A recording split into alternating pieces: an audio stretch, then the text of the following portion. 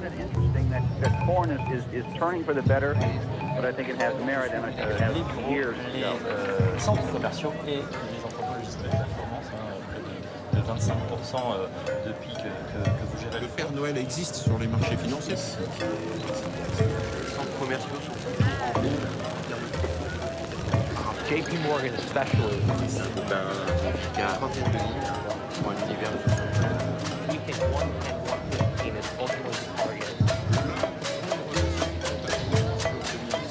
Yeah, and I think what's important is Désenvoûtement des cartes bancaires. Unbandwich credit cards. Visualisons l'endroit où se trouve actuellement notre carte bancaire. Prenons une grande respiration collective et levons-nous d'un seul bloc. Et profitons-en pour sortir notre carte bancaire. Oui, sortons notre carte bancaire. Levez-la. Levez ce qui vous lie à la finance. Et à présent, tenons-nous les uns les autres par la carte bancaire. Tenons-nous les uns les autres par la carte bancaire. Par la carte bancaire et fermons le cercle. Imaginons, on ouvre un compte commun. Décryptons notre code secret, chiffre après chiffre. 4, 4, 8, 7, 4, 7, 7, 7, 7, 7, 7,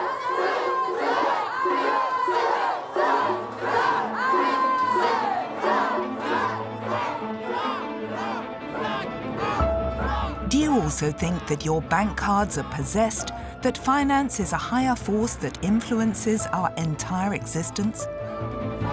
Quelle confiance accordons-nous en notre banquier? Well, as financial crises continue to strike, there is little hope for improvement. Quelle confiance accordons-nous à la main invisible de la finance? On a eu une espèce de déconnexion de la sphère financière et de la sphère réelle, qui fait que la prochaine crise risque d'être encore plus dévastatrice. Finance ended up becoming the master of the economy, not the servant.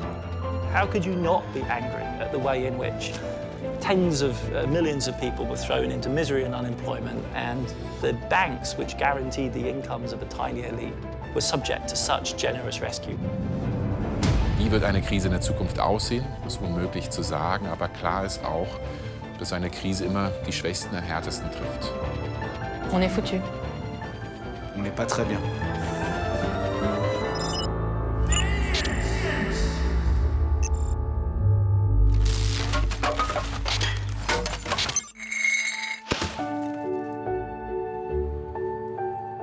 This is a story of divorce, the end of a convenient marriage between finance and us, the people, between banker and citizen. Somewhere in recent years, trust has broken down and we have grown apart. Finance has continued on its way, and it is doing well, thank you. It has never weighed so heavily on the economy. Billion after billion, the amount of money put into circulation in markets increases every year. On our side, more and more of us think that finance's problems are at the heart of all the crises we are facing.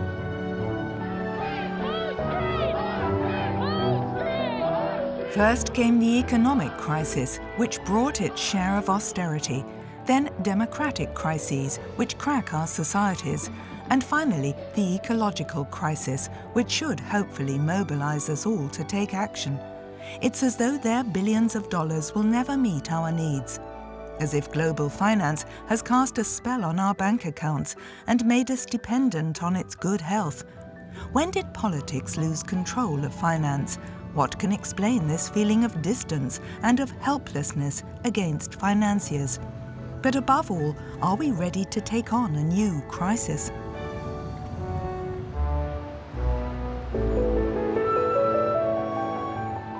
Let's set off in search of a new finance, which is not only possible, but essential in order to face the challenges of the future.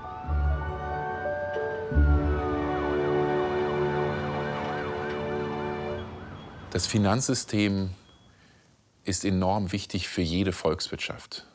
Ich würde es mal vergleichen, wenn Sie einen Körper haben, ist das Finanzsystem, das Kapital letztlich das Blut oder die weißen Blutkörperchen im Blut, die letztlich Sauerstoff, Nährstoffe von einem Teil des Körpers in den anderen bringen und im ganzen Körper verteilen.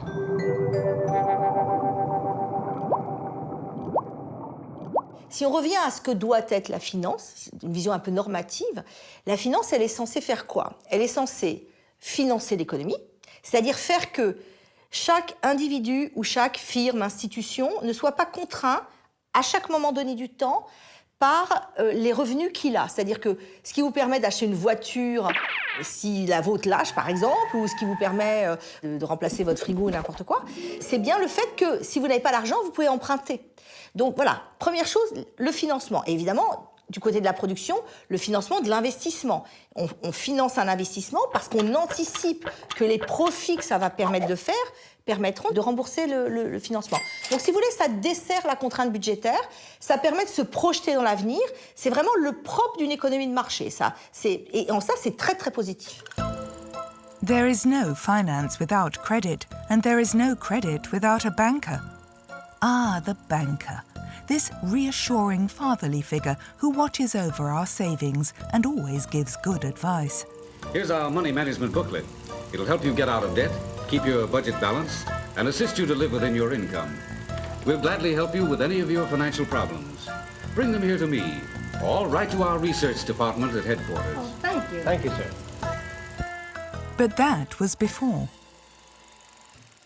Pour comprendre une banque, il faut un peu s'éloigner de l'image qu'on a. Une banque, ce n'est pas l'institution qui reçoit les dépôts des petits épargnants pour ensuite les prêter aux investisseurs audacieux, mais c'est davantage une institution qui va emprunter auprès des autres acteurs de marché pour ensuite réinvestir sur les marchés. Donc on a une financiarisation de ce système bancaire. Cette financiarisation a mené à deux choses. La première, c'est que le système bancaire est devenu plus instable, plus prône aux phases de boom et de crash, mais aussi le secteur bancaire est devenu beaucoup plus central dans nos sociétés. Finance in the 20th century became an end in itself. Essentially, money started moving in these never-ending loops, and financiers made money by using money to make more money. Je travaille. Je gagne de l'argent. Mon argent travaille. J'avance et j'irai très loin. Les banquiers et les financiers, quand on les laisse faire, il se passe toujours la même chose. Ils se font concurrence, ils prêtent des paris spéculatifs extrêmement forts, une bulle se forme, une bulle éclate, et puis ça a des conséquences parce qu'une fois qu'une bulle financière éclate et que les banques ont été coincées, elles arrêtent de faire des crédits à l'économie, elles arrêtent de prêter aux entreprises, elles arrêtent de nous prêter pour acheter des logements. C'est le sang qui irrigue toute l'économie. Une fois que le sang s'arrête, vous faites un collapse. In other words, it's a crisis. In order to better prepare for future crises, let's have a look at those of the past. The first big financial crisis in history, one which economists have chosen to remember, was the Dutch tulip mania in the 17th century. It was a speculative crisis, just like the ones we see today. A small group of tulip fanatics got excited about the price of the bulbs, and they vowed to buy them at the best price. Soon, speculation of their value drove the prices up, and small bits of paper were worth several cows, pigs, a mansion, or even a boat. Cette spéculation, elle est montée jusqu'au mois de février 1637. Et puis à ce moment-là, comme toutes les bulles, elle a explosé. Tout d'un coup, quelqu'un a dit « Mais ce papier que j'ai acheté une fortune pour avoir une tulipe, c'est complètement ridicule. » Et s'est mis à vendre. Très très rapidement, tout le monde s'est mis à vendre. Over the next centuries, crashes and booms came in quick succession, varying in significance and frequency. Each time, the same mechanisms were at work. Little finance wizards invent a new way of making money. Nobody really pays attention. A speculative bubble is formed and hey presto! Herein lies the crisis. This takes us to the 1929 crash and the so-called Great Depression, which brought about its own consequences: unemployment, poverty, war. In order to re-establish citizens' trust, US President Roosevelt took historic measures and supervised banking and financial activities. Quand vous avez une finance bien régulée, il n'y a plus de crise. Vous regardez de la moitié du 19e siècle jusqu'à aujourd'hui, l'ensemble des crises financières dans le monde. Et vous voyez que ça bouge tout le temps, il y a des crises partout, partout. Et tout d'un coup, c'est tout plat, il n'y en a plus. C'est quoi? C'est 45-75. Crise financière quasiment zéro. Pourquoi? Parce que là, tous les pays ont suivi l'exemple de Franklin Roosevelt, le président américain des années 30. Ils ont réussi à établir des principes de régulation de la finance qui font que les banquiers sont encadrés. Ils ne peuvent plus faire de bêtises. On a serré la vis. On a encadré sur le plan national, on les a encadrés sur le plan international. Crise financière quasiment zéro pendant 30 ans. And so that is how we found the remedy for all of the financial crises to come, and how there were never any more. The world lived in stability and prosperity until the end of time. Ah, no, sorry, hold on. In 2008, it happened again, a new worldwide crisis. Loans granted en masse, lawmakers turning a blind eye, bubbles, bubbles, bubbles, and poof! A new stock market crash which no one saw coming. What was happening in finance before 2007 was that you had a tiny tribe of specialists who controlled a technology that nobody else understood, to do with the repackaging of financial instruments.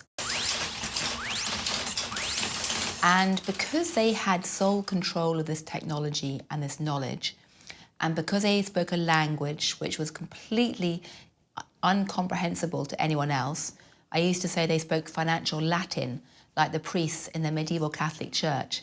And because this language and this knowledge was making them very rich, they became incredibly arrogant and incredibly dominated by what I call tunnel vision.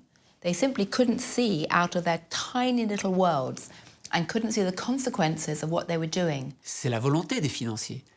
Plus c'est opaque, plus ça apparaît opaque, plus ça apparaît technique, moins vous avez envie de vous y plonger. Et plus vous les laissez tranquilles, et plus ils font ce qu'ils veulent.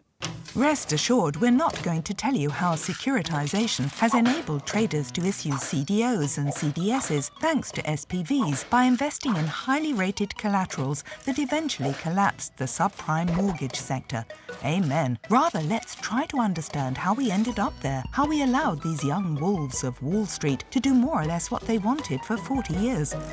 Il y a tout un pan intellectuel qui s'est développé à partir des années 70, qu'on appelle la théorie des marchés stables et efficients. C'est une théorie où on pense que laisser les marchés à eux-mêmes, c'est-à-dire les laisser s'auto-réguler, est la meilleure option et l'option la plus efficiente parce qu'au final, la multitude des acteurs de marché aura toujours plus raison que le régulateur centralisé. Even the most progressive lawyers, whether in legal academia or in law firms, or the students that we teach, for a long time have fallen for the belief. So the goal was to make markets more efficient. The goal was to ensure that shareholders and corporations can really control what's going on. And so if you give them all the right incentives, then the right outcome will happen. Sauf que ça n'a pas marché. Pourquoi? Parce que justement, ces phases d'euphorie et de crash, c'est des phénomènes en quelque sorte d'irrationalité collective où les acteurs financiers n'arrivent plus à trouver des solutions communes et où on a besoin d'un autre acteur extérieur à ce jeu qui intervienne pour essayer de stabiliser les choses. An example of this irrational finance has been seen during the subprime crisis, where, when left to its own devices, the finance sector takes enormous risks and endangers our economies and jobs without even realizing it. In the United States and Europe, two places particularly affected by the financial crisis, the culprits are left trembling while citizens eagerly wait to find out their fate. And the politicians who allowed it to happen make promises. We brought the global economy back from the brink. We laid the groundwork today for long-term prosperity as well. Long-term prosperity is an ambitious claim. Most importantly, we were promised that finance would be better regulated, a ban on transactions deemed too risky, and obliging banks to keep money aside in case of running into trouble. Since then, the general public has rediscovered the central bank's role as firefighters in times of crisis to save the banks in order to save ourselves, so that in an emergency everyone brings out the trusty old money printer. The US Federal Reserve was the first example of this, and its effect on the markets reinvigorated the economy. Les banques centrales, c'est des institutions assez récentes qui sont apparues à peu près à la fin du 19e siècle dans leur forme moderne, qui ont principalement deux missions, celle d'assurer la stabilité des prix et la stabilité financière, c'est-à-dire de faire en sorte qu'il n'y ait pas de phénomène inflationniste et qu'il n'y ait pas de crash financier. Donc il faut bien voir les banques centrales comme une interface entre, d'un côté, les systèmes politiques et les systèmes financiers. C'est leur raison d'exister, c'est de faire la transition entre ces deux mondes, d'arriver à réguler le système financier pour ne pas qu'il impacte trop la société dans son ensemble. In Europe, the European Central Bank can only lend massive amounts of money to banks that no longer trust each other. But this wouldn't be enough. The already weakened European banks were going to face a new period of instability a few years later. In Europa war ja die spezielle Situation die, dass dann auf die globale Finanzkrise noch eine zweite Krise folgte, nämlich die Euro-Krise, die ja auch nicht nur was mit dem Finanzsystem zu tun hatte, sondern eben auch mit der Problematik der Staatsschulden. Das heißt, also es fing alles an mit Griechenland, wo man plötzlich feststellte, tatsächlich die Zahlungsfähigkeit des griechischen Staates nicht gesichert war. Aber diese Krise breitete sich ja dann relativ schnell auf den gesamten Euroraum aus. Und es gab eben den Moment, wo dann auch tatsächlich in Frage gestellt wurde, ob der Euro diese Krise überhaupt überleben könnte. Il y avait une panique sur cette dette publique de la part des investisseurs qui commençaient à vendre de la dette italienne, vendre de la dette espagnole, vendre de la dette française même. Und da gab es dann die berühmte Rede von Herrn Draghi, dem Chef der Europäischen Zentralbank. Mario Draghi, also known as Super Mario, called time on the financiers. He sent out a scathing warning to all those speculating the bankruptcy of European states and thus on the end of the euro. Within our mandate, the ECB is ready to do whatever it takes to preserve the euro. And believe me, it will be enough. We will do whatever it takes. Wir werden tun, was notwendig ist, um den Euro zu verteidigen und diese Marktspekulation, Marktpanik zu verhindern und zu stoppen. Da war die Politik gescheitert und nur die EZB hat es geschafft, letztlich diese Panik, eine viel tiefere Krise zu verhindern. Es war eine ganz faszinierende Maßnahme, die sehr stark kritisiert wurde, gerade jetzt auch aus Deutschland, weil manchen nicht so klar war, ob das vereinbar ist mit dem Mandat der EZB. Aber es gibt auch eben Leute, die sagen, das war die erfolgreichste geldpolitische Maßnahme aller Zeiten, weil die Ankündigung eines Programms die Märkte beruhigt hat und das Programm selbst tatsächlich noch nie eingesetzt wurde. Das ist also das Verrückte an diesem Programm. Alors que les traités lui disent « Tu n'as pas le droit, en tant qu'institution, de financer les dettes publiques. » Il dit « Mais moi, je ne finance pas les dettes publiques. Je vais acheter les dettes publiques aux investisseurs qui viennent de l'acheter. » Personne n'est dupe. Mario Draghi, avec la BCE, depuis quelques années, depuis 4-5 ans, il finance les dettes publiques des États européens. Finalement, Mario Draghi, il avait autant un objectif d'inflation qu'un objectif de croissance et d'emploi. So, to sum up, after the crisis, we spent money, a lot of it, to hurriedly save banks, and then we injected money into the financial markets for a long, long time. And what came of it? You would expect that these measures would revitalize the economy in the long term, but the exact opposite has happened. Government debt soared as a result of the crisis. Central bank balance sheets will never look the same again. Interest rates have plunged to zero. We have the threat of, as it were, the zombification of a large part of the corporate sector, which is being kept alive by extraordinarily low interest rates. And growth rates and growth rates have all fallen very considerably since the early 2000s and really quite dramatically since 2008. And so we're left with this deeply uneasy sense that we don't really quite understand understand the world that we're in. We know it isn't the apocalypse, but quite what kind of a world it is very unclear. Perhaps it is not an apocalypse, but it's not far off, to the point where the fear of another crisis is making headlines again today. Il n'y a pas eu de changement radical de la manière dont les banquiers font leur travail. Il n'y a pas eu de changement radical dans la structure du système financier. Donc finalement, les problèmes qui ont mené à la crise financière de 2007-2008 restent avec nous. En fait, plutôt que de résoudre les problèmes générés par les déséquilibres financiers, par une remise à plat des cartes, on a tenté de régler ces problèmes avec encore davantage de finances. On a pris des mesures, mais on n'a pas pris suffisamment de mesures. Et surtout, on n'a pas pris les mesures qui permettent de stopper cette déconnexion de la finance de la sphère réelle. C'est-à-dire, en clair, la finance aujourd'hui, pour une partie d'entre elles, pas pour tout, il ne faut pas être caricatural, mais la finance n'est plus véritablement au service de la société, elle est, pour une part d'entre elles, au service d'elle-même. The average citizen, however, feels like the real loser. Their money has saved the banks, but they haven't really felt any profit from it. The losers are the populations of Europe and the United States, which suffered the immediate effects of the fallout, the 10 to 11 million American families that lost their homes. This is the largest forced movement of Americans since the Dust Bowl of the 1930s. And in the Eurozone, even more acutely, the millions of people who were driven into unemployment between 2008 and 2013, 2014, and where government policy really failed to respond in a way which would have enabled them to escape that. Le citoyen ne se rend pas nécessairement compte à quel point la finance contraint sa vie. Sa vie quotidienne, peut-être, il s'en rend compte. Mais par contre, à quel point il peut être victime, en fait, d'une crise financière majeure parce qu'il y a eu un manque de volonté de réforme. Donc, en fait, dans ces cas-là, on est tous victimes.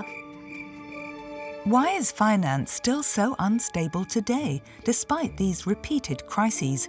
Why have regulators failed to permanently stabilize a system which can put the planet's economy in danger overnight? By shining a spotlight on banking activity, an entire sector of the financial industry has been overlooked. It is the industry's most impenetrable, discreet and risky branch. Nach der Krise wurden die Banken sehr streng reguliert. Und diese Regulierung ist für die Banken natürlich mühsam und auch teuer. Und das bedeutet dann, dass es attraktiv sein kann, bestimmte Geschäfte eben einfach aus den Banken rauszubewegen in andere Bereiche, die weniger stark reguliert sind. Da hat sich dann dieser Begriff Schattenbankensektor hat sich eingebürgert, aber der trifft es eigentlich nicht besonders gut, weil das sind keine Institutionen, die irgendwie im Schatten sind, sondern es sind irgendwie Versicherungen, das sind Investmentfonds, die übrigens auch selbst reguliert sind, aber eben anders und vielleicht in manchen Bereichen weniger als die Banken. Shadow finance. It is exactly what you think. Businessmen who pass on money and financial products under the counter out of sight.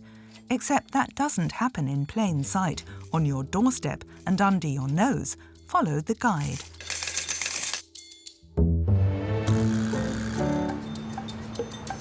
Choix 1, 30, Titolien, direction nord-ouest, à 83 mètres. Choix 4, FB Holding et un autre, direction nord-est, à 310 mètres. Today, since we're feeling a little curious, let's explore these shadow networks, a treasure hunt for financial packages that help organize tax evasion for businesses and individuals. And it can all be found without leaving the big European cities of Paris, Berlin, Amsterdam and Brussels. Nous, on s'est posé très naïvement la question au départ, qu'est-ce qui se passe si on visite les paradis fiscaux, qu'est-ce qu'on va y voir? Parce que c'est une industrie qui travaille sur la discrétion. It's a real touristic circuit organised by a group of artists from all the data published on the subject. On sait qu'il y a un certain nombre de données qui existent autour de ça.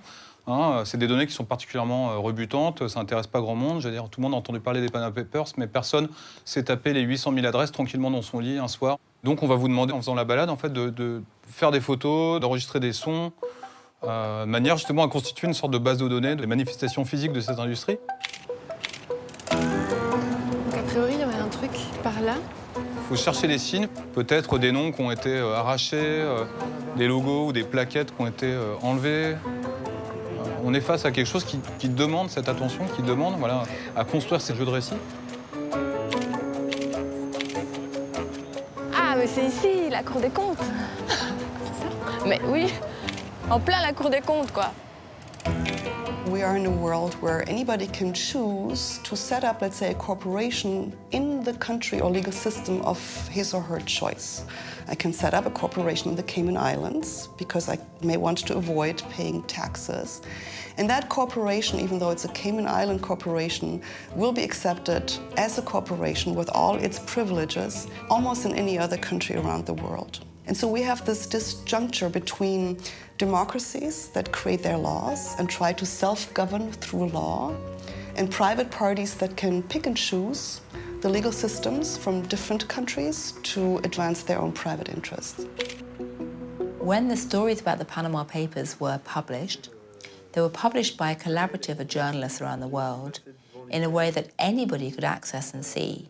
And the sheer transparency around that and the naming and shaming appears to have actually increased the pressure among governments to clamp down on tax havens and the sense of shame that many companies and individuals feel about putting their money into tax havens. Despite efforts to increase transparency over the last few years, the rising amounts of money being transferred via the shadow finance industry remain colossal and are constantly increasing. These are sums which mainly pass through tax havens, less and less of those and more of these. Par l'opacité qu'ils introduisent, à la fois dans les placements et dans la façon de se financer, les paradis fiscaux multiplient les prises de risques dans la finance internationale et en cela, ils stimulent, ils développent l'instabilité financière. One of the ironies of what's happened in the last decade is that the shadow banking sector was a crucial reason why the last financial crisis happened. And essentially you'd think that because of that, in the years after the crisis, regulators would have shut down the shadow banks. And there was some decline initially, but in reality, the shadow banks are actually in some ways becoming more, not less important. Why are we unable to put an end to the abuse of this snowballing finance? Why do the financiers keep winning in the face of legislators? Es gibt mehrere Probleme, weshalb die Regulierung, die Reformen, die Gesunden vom Bankensystem, vom Finanzsystem in Europa so schwierig ist. Einmal sicherlich, weil Finanzinstitutionen in einem globalen Wettbewerb stehen. Ja, eine Bank in Frankreich oder in Deutschland muss auch immer schauen, was passiert in den USA, was passiert in Asien, wie können wir in diesem Konkurrenzkampf mithalten. Und gerade in den USA sehen wir im Augenblick eine Tendenz, dass die Regulierung wieder erleichtert wird, dass Banken dort mehr Risiken eingehen können, Banken damit auch Vorteile haben, Wettbewerbsvorteile gegenüber europäischen Banken. Also hier braucht man globale Lösungen, dass eben alle Banken, alle Finanzinstitutionen gleiche Regeln haben, also einen fairen Wettbewerb haben. Das zweite große Problem, was wir in Europa haben, ist, dass die Politik leider immer noch sehr von der Lobby der Finanzbranche beeinflusst wird. Tatsächlich ist es so, dass es nur wenige Lobbyverbände gibt, die eben so stark sind wie die Lobbyverbände in der Finanzwirtschaft. Und ich sehe das durchaus in Teilen kritisch. Und man kann das ja ganz gut sehen, dass jetzt gerade mal 10, 11 Jahre nach der Finanzkrise jetzt eben die Finanzinstitute und eben auch die Lobbyverbände sehr lautstark klagen über Überregulierung und so weiter. Und die sind da sehr gut organisiert. In Brussels alone, there are 3 times more finance sector lobbyists than parliamentarians, solely to represent financial interests, not to mention that a large number of them are directly recruited within these administrations for a high price and are therefore already perfectly familiar with the inner workings of power. Ce qui est très important de comprendre, c'est comment est-ce que la finance arrive à capturer complètement nos décideurs politiques et d'une certaine manière presque la société. C'est-à-dire comment le monde de la finance a réussi à faire adhérer nos dirigeants politiques, les décideurs, à la vision du monde que véhicule la finance, qui n'est qu'une vision du monde. La première chose, c'est que la façon dont on fait les lois au niveau européen ou même au niveau national, c'est en ayant très largement recours aux experts. Et les experts dans le domaine financier, c'est qui ? C'est les financiers eux-mêmes.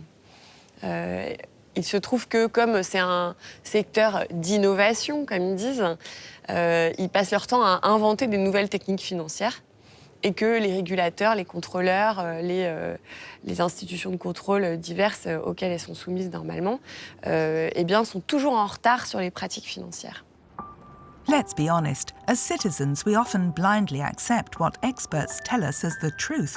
Why is being interested in finance so complicated? And why is it so difficult to revisit this field which has been abandoned by so many of us for so long?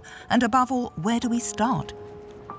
Je pense que la première chose, c'est arriver à démystifier la finance. Donc, c'est très important de sortir du jargonnage et de donner aux citoyens les moyens. Donc, c'est important voilà, comment dire, d'intervenir dans le débat public, de vulgariser d'une certaine manière un certain nombre de choses. Recently, new ways of talking finance have begun appearing. By emphasizing imagination and performance, these new terms respond to misunderstanding and anger and remove any blame from citizens. Oh, mauvaise créance! Oh, mauvaise créance! Enfin, jour venu! Enfin, jour venu! Que d'être affondu! Que d'être affondu! Les rituels de désenvoûtement de la finance, c'est arrivé un petit peu de plusieurs manières. Donc, une manière, c'était de se dire quelle réflexion on peut avoir et quel pas de côté on peut faire par rapport au sujet de la finance, qui est un sujet qui est normalement traité de manière très aride. Nous allons passer à la seconde étape de tassage des fardeaux financiers. La finance, elle a un impact sur ta propre vie. Elle va dessiner le paysage autour de toi. Elle va dessiner ce que tu manges. Elle va dessiner la manière dont tu vas te soigner, la manière dont sont éduqués tes enfants. Et donc, tu as ton mot à dire et on essaye de voir comment tu peux demander des comptes aussi. Pourquoi les eurocrates et les personnes qui sont dans la bulle européenne à Bruxelles font ce qu'ils font et décident des décisions qui nous semblent absurdes. Ils sont hyper copains et donc ils se passent des informations entre eux et souvent ils ne sortent pas du quartier européen. Ils n'ont aucune prise locale, même sur le Bruxelles qui n'est pas Bruxelles capitale européenne, mais le Bruxelles qui est ancré.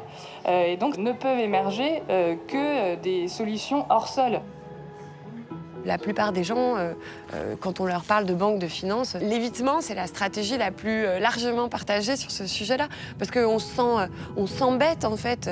Tout est évoqué dans des termes hyper compliqués. On a l'impression qu'on va être incapable d'aligner deux phrases conséquentes sur le sujet. La finance est partout.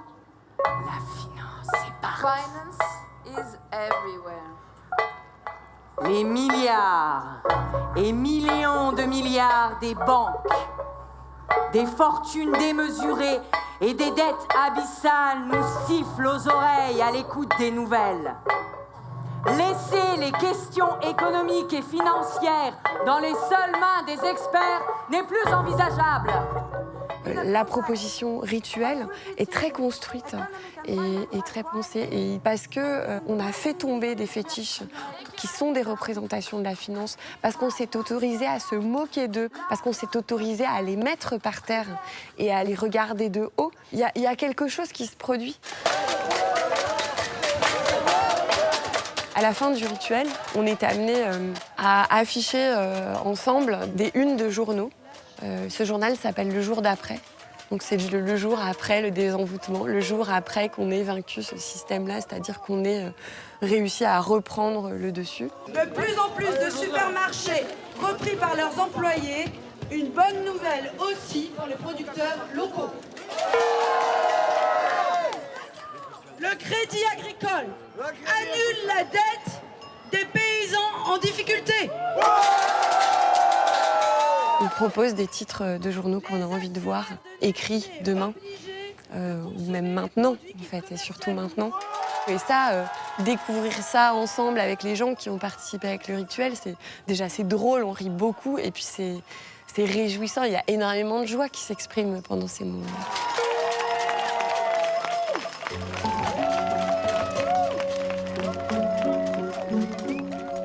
Today, we no longer have a choice. As citizens, there is an urgent need for us to face the challenges of finance, for new external events could have a shattering impact on the financial sector and our economy. Shocks which would be able to overthrow everything. First of all, social inequalities have exploded, and with them, the anger of the American and European middle classes, who suffered big losses in the last crisis. There's this sense that this is no longer an economic system that can really maintain the plausible fiction that we're all in this together, that we're all basically in the same boat, and that economic growth raises everyone's standard of living in a way which is, broadly speaking, similar. That's just a counter to fact as an experience of the last 20 to 30 years. C'est évident que la crise financière de 2007 a un impact sur les protestations et sur la colère politique qui parcourt le continent européen aujourd'hui. C'est-à-dire que ceux qui ont causé la crise sont aujourd'hui aussi ceux qui en ont profité. Vast amounts of money being injected into the markets, not those ones, others, began to fuel speculation again and did not help to revive the economy as we had hoped. La deuxième source de la colère sociale va être plus présente dans les pays périphériques européens. Par exemple en Grèce, en Espagne, en Italie ou en Irlande. Pourquoi? Parce que ce sont des pays qui ont été forcés à mettre en œuvre des mesures économiques très dures, qu'on peut qualifier de mesures d'austérité, en échange de prêts financiers de la part des autres pays européens et des interventions de la BCE pour stabiliser ces pays qui connaissaient des perturbations sur les marchés financiers. In short, saving banks has created further debts for states, businesses, individuals, and above all, and even more seriously, it has significantly decreased the confidence of citizens. Das ist eine der Lehren aus der globalen Finanzkrise. Banken, Investoren sind Risiken eingegangen, die waren, wenn es gut geht, dann nehmen wir die großen Profite und zahlen uns schöne Boni und schöne Gehälter. Wenn es schief geht, dann zahlt der Steuerzahler, also letztlich der kleine Mann, die kleine Frau auf der Straße. Und diese Asymmetrie, das muss absolut viel härter als bisher adressiert werden, denn das führt dazu, dass Banken, Finanzinstitutionen, Schattenbanken zu große Risiken eingehen, weil sie wissen, sie müssen letztlich dafür nicht gerade stehen. This sense of asymmetry is reinforced by the fact that no one has been held responsible for this economic catastrophe. In fact, financiers never set foot in the courts, let alone behind bars. C'est comme si la société le tolérait. Le citoyen, qu'est-ce qu'il voit? Il voit que lui, on lui demande d'être dans les clous, on lui demande de payer ses impôts. Alors que des grandes banques peuvent organiser l'évasion fiscale de personnes beaucoup plus puissantes. To a certain extent, it's been a story about the elite protecting itself. So most of these products in themselves were not actually breaking the law because they were designed to exploit weaknesses in the law quite deliberately, and they were designed to exploit weaknesses in the regulatory rules as well. When you look at a contract for an asset-backed security in the 1970s, it might have like 4 or 5 risk warnings for investors. When you look at a similar document in 2007, just before the crisis, it's now 300 pages long rather than 50 pages long. It might have 60 or 70 risk warnings. So the lawyers, once they figure out that something might be risky, they will write this in the contract, basically telling investors, watch out. But the investors never read that. They read it only once the crisis hits.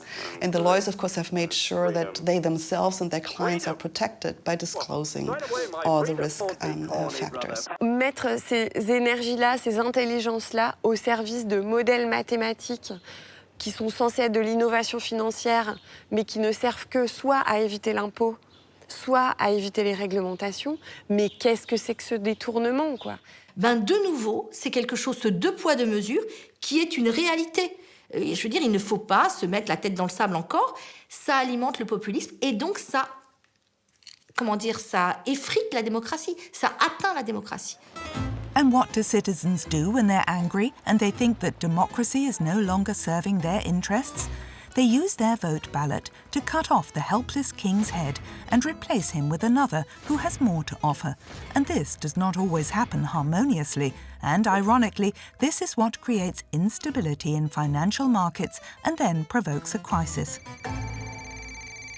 Wir sehen, dass der Handelskonflikt zwischen den USA und China ja zunächst mal Auswirkungen hat auf die Weltkonjunktur. Und natürlich ist auch der Finanzsektor anfällig gegenüber solchen Schwankungen. Was aber vielleicht noch problematischer ist, dass wir ja gerade auch im Finanzsektor sehr viel auf globale Abkommen setzen. Und da ist man natürlich auch darauf angewiesen, dass dieses multilaterale System eben funktioniert, dass man international zu Verhandlungslösungen kommen kann. It's quite threatening to the efficient long-run development of the global economy, and of course tied up with it are deep political questions about the relations of Europe to China, of America to China, and the question of whether or not politics and economics can really be neatly separated from each other, which was one of the big assumptions of the post-Cold War world. All of those things are deeply troubling. And it gets worse. This political instability comes at a time when states have more need than ever to agree to face what is both the biggest challenge of our time and the biggest risk of causing economic shock, the climate crisis. According to climate experts, we only have about 10 years left to save the planet by making a U-turn in the way we produce and consume energy. A turn that some people estimate will cost 1,000 billion euros per year in Europe alone. Finance is part of the problem in the climate crisis because finance goes after the assets that produce the greatest return. And if oil or coal or any of these assets produce returns, then investors will go and invest in these assets, and as share prices increase, others will follow, and the companies can expand, they have the resources to do so, etc. Common stock. Do I own any? I don't even know what they are. In that case, it might be a good idea to get a little information with a fellow who owns and operates a company that makes and sells oil drums. Each year, customers buy more and more from our because he makes a better oil drum than his competitors. Il faut que ça devienne beaucoup plus coûteux et beaucoup moins juteux d'investir dans des secteurs très carbonés. Et donc, ça peut passer par des garanties publiques, par exemple, qui favorisent l'investissement dans des investissements verts.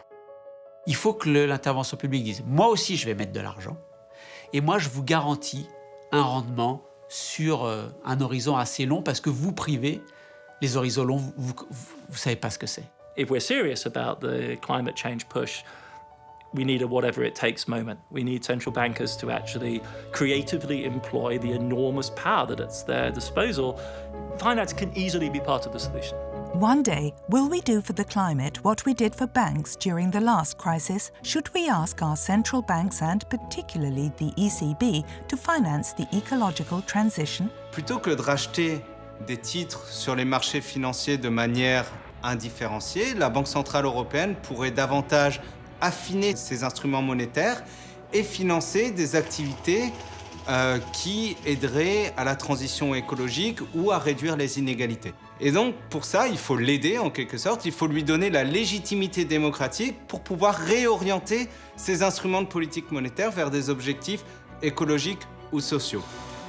And what if, let's go crazy here, finance itself became the driving force of this transformation? It would seem that in recent years, something is changing among financiers.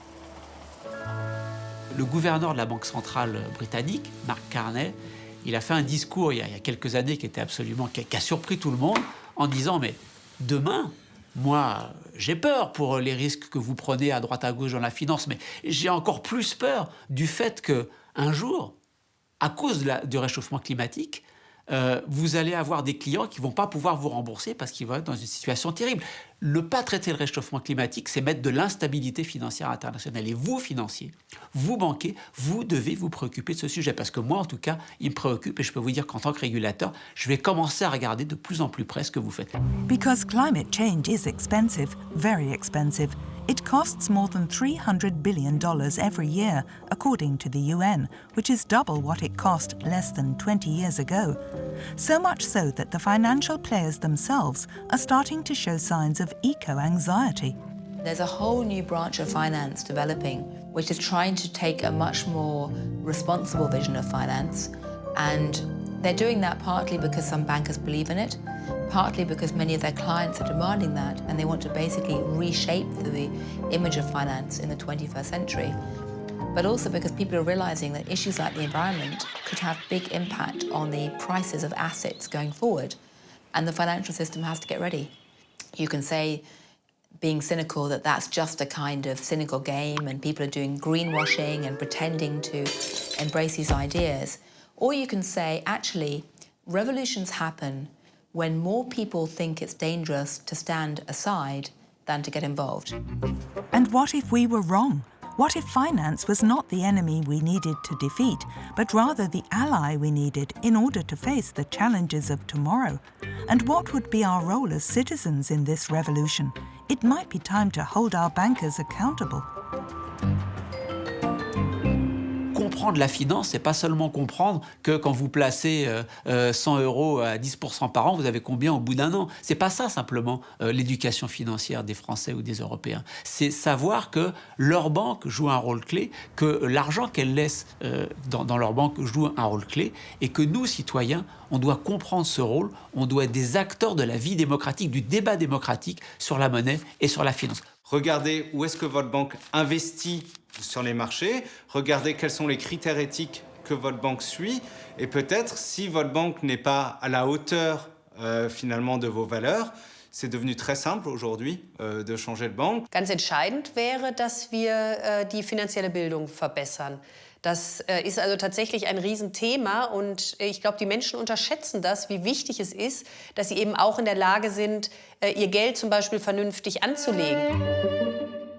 There is no more to finance today than what was in textbooks in the past, but new educational spaces are emerging, like here in Paris, to answer the questions that citizens are asking about the economy. And what do young students think about it? At a time where algorithms are replacing traders, do the trading floors still hold the same marvel? Chaque parcelle correspond à un acteur du circuit économique. Et ben, quand il y a un acteur qui est impacté, il va entraîner les autres. Et ici, le domino blanc, c'est la régulation. C'est ce qui va permettre en fait d'arrêter cette contamination et de stopper tout ça. The memories of the crisis have definitely dampened down some of the crazy extremes and taught a new generation of financiers to be a bit more cautious. Artifab améliore son site internet en mettant en ligne des outils. Genre si là ça va être stable, ça va monter d'un coup. Exanus annonce un nouveau procédé industriel. Ouais, je peux vendre. Je peux vendre. Mais achète. Oui, t'inquiète, ne t'énerve pas. Vous avez une trésorerie commune. Qu'est-ce qui serait intéressant de faire toutes les deux? De se mettre d'accord. De se mettre d'accord. Ouais. Parce que toi, tu l'as dit, toi, Mais regarde, ça monte, ça monte. Ça va monter un peu, je pense. Est-ce que tu as ressenti là, pendant ce jeu que pouvait y avoir une déconnexion justement entre la sphère monétaire et puis le réel? Ça fait peur un petit peu parce que juste le fait d'appuyer sur un bouton, bah, ça peut avoir des répercussions sur le monde en fait. Faut pas être trop gourmand, mais il faut savoir prendre les risques quand il faut.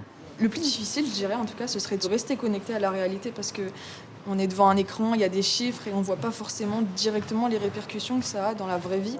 Ce qu'il faudrait, c'est avoir dans toutes les formations des cours qui sont liés à la déontologie, à l'éthique, mais pas des cours sur des grands principes, des cours où on décortique des cas de scandales financiers, où on met les gens en situation de conflit d'intérêts dans lesquels ils seront en permanence. Qu'est-ce que vous feriez là? Attention, il vous reste... Je l'achète à... Finance needs to make progress, not just on ethical issues, but also in terms of equality. For currently, the sector is quite behind.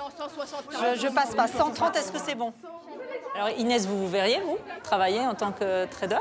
J'aimerais bien. Après, ce que reflète le trading, c'est que c'est pas pour une femme. Donc, Parce que vous pensez qu'une femme, en fait, elle peut pas prendre des décisions Ah non, comme un au homme? contraire. Je pense, mais c'est... Vous, si vous nous parlez de vous, est-ce que vous vous sentiriez de prendre ces décisions? Je me sentirais de prendre ces décisions, mais pas de travailler avec des personnes qui pensent tout à fait le contraire. Traditionally, financial trading floors have been dominated by men, mostly white men, and that tends to lead to an excess of testosterone and risk-taking and potentially negative behaviours. But aside from that, having just one type of person on trading desks means that you have, again, tunnel vision. But the good news is there are more women coming up through finance, and that is definitely to be celebrated. It may be one thing that helps to give a slightly more balanced perspective to finance in the coming years. On a global level, 98% of banks are directed by men, but more and more women are breaking the glass ceiling to a point where they're finding themselves at the forefront of the global financial scene, like Janet Yellen at the Fed or Christine Lagarde at the ECB.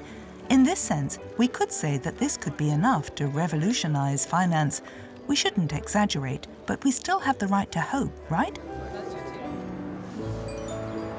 You will now have understood. We are not ready to face another financial crisis. We have two options: continue to widen the divide that distances us from finance, or opposingly reunite finance with its proper function, helping us to build the society we want. But this will not happen without our bankers, nor without us. Oh no. What do you see? Okay. Ce que vous voyez là-dedans. Ce que je vois là-dedans, c'est censé être une boule de cristal. Vous me transformez en Irma. What do you see in that? At the moment, my thumb. Qu'est-ce que je vois dans cette boule de cristal? Sur combien d'années? Eine wundervolle Welt der Zukunft. Ich glaube, wir sind viel zu pessimistisch. Je vois des citoyens qui se mobilisent pour contrôler une finance dont on ne veut plus aujourd'hui qu'elle casse ni notre avenir, ni notre présent. Les logiques vont perdurer, les inégalités vont augmenter, la protestation politique va aussi augmenter. Tout ça, ça joue pas forcément en faveur des forces les plus progressistes dans nos sociétés, quoi. I also see a world where technology companies may end up providing the next big shift of finance. And frankly, what people like Facebook and Apple do next are going to be crucial. What I see is a storm. What I see is tide. What I see is weather. What I see is that constant churning. And those are natural images and unhelpful because they're natural, but of course they press in on us in the age of the Anthropocene. And in relation to that, financial crises are relatively small events.